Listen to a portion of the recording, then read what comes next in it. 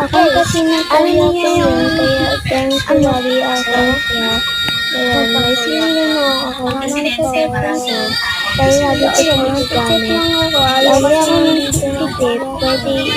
Pwede lang. Ang video tayo. Kasi magustuhan ko yung nagagawa niya. Yan na, kaya gusto ko yung amoy. Guys! Ito ba niyo ata? Katukin natin.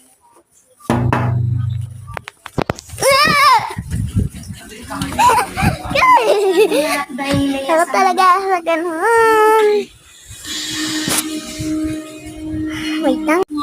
Ito yung gusto kong lagi kong gawin eh. Paunlog pala.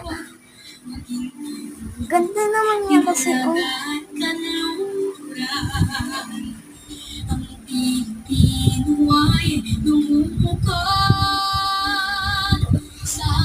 Diba guys, ang ganda.